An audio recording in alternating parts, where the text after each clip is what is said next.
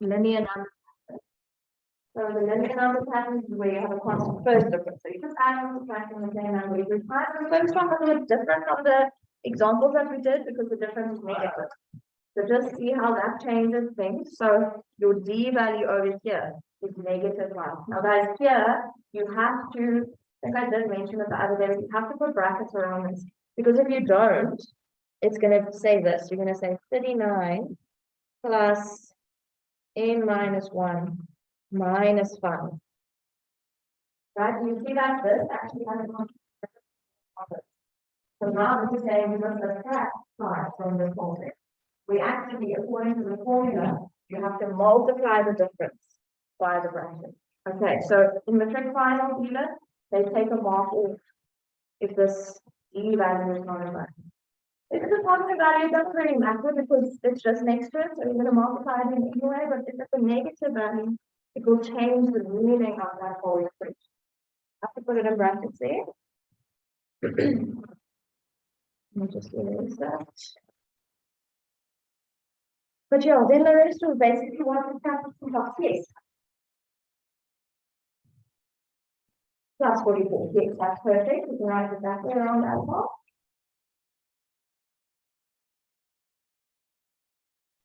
Okay, they ask for term 22. So now in this formula, you just put a 22 in the place of n. And then you go answer there, which was -66.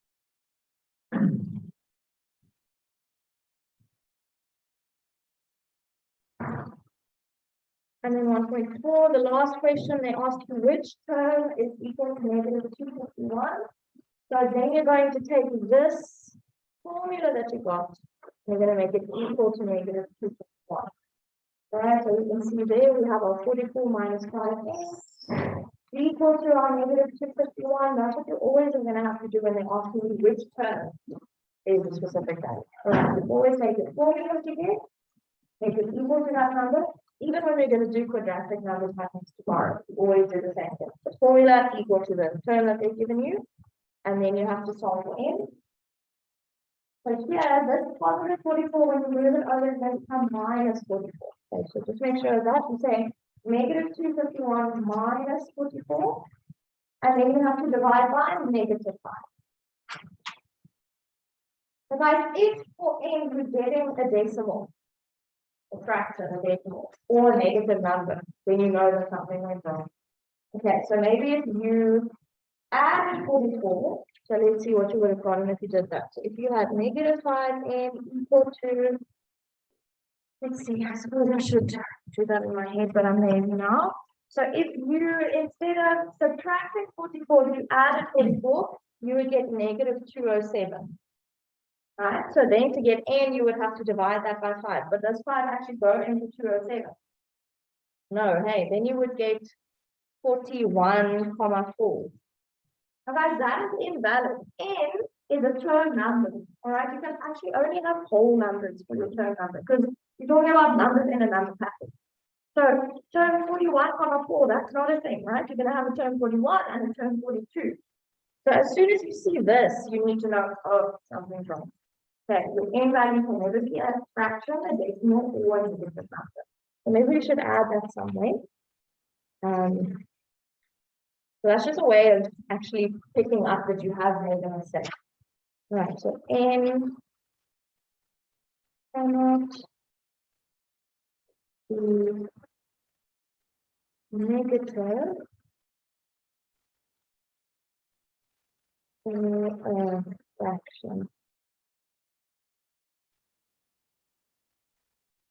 slash decimal.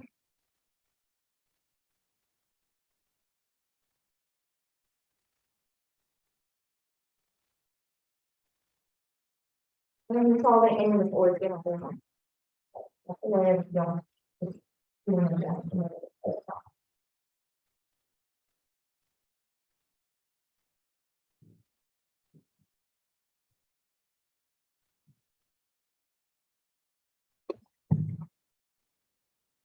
Yeah, kind of that one, right? Right. Question 2 was an easier one because the reference was positive. It was 3 that you were adding this time. So just for the first question that they asked for the next three terms, so you're just going to say -2 plus 3 is 1, and then 1 plus 3 is 4, and then 4 plus 3 is 7. So that's a nice easy mark, right? They always give 1 mark for that. Then for the next one, we need to use that formula. They ask you for Tn. Remember, A is the first term, N is going to stay in when you find your term ending, and D is the difference. So A is -11, that's the first term, plus N minus 1 times 3. Now, guys, if you left the brackets out here, it's okay, because then you would have something that has the same meaning. But maybe just leave your brackets in always so that you can that.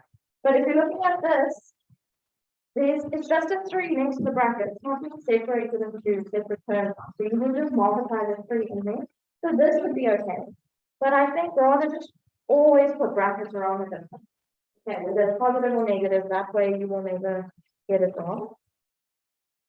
So from there you need to multiply the 3 in. So it's 3n minus 3 is? Okay. So the -11 minus 3 is -14, and then you have your 3n.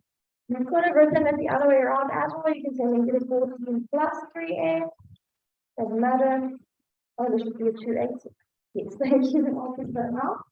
Okay, yes, for the next question, thank you for not showing this answer is wrong. It should be 286, not 296. Right, so they're asking for the 100th term. So you're taking this formula and you're making n equal to 100. And then we're just working that out. So it's 300 minus 14 is 286. And then for the last question, 2.4, they're now asking which term is equal to 178. So again, when it's a which term question, you always take your formula and you make it equal to the term that they've now given. Right, so you take your 3n minus 14 equal to 178. Guys, you don't have to write this. You don't get a mark for writing this line. This is just the information that they've given. Okay, we're just telling you that the specific term. We're going to call it term n because we don't know what the n value is. We don't know which term it is. So this is just like the given information is 178.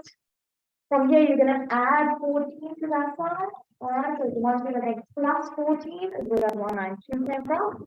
And then you have to divide that.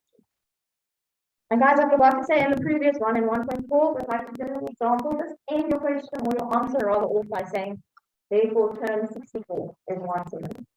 Okay, because that's what they asked for. They asked which term is equal to 1. Okay, do you guys have any questions on this section?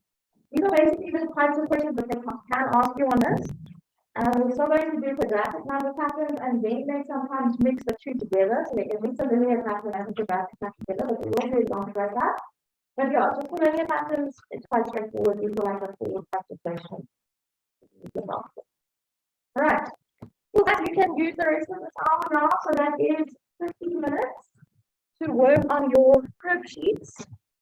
I'm going to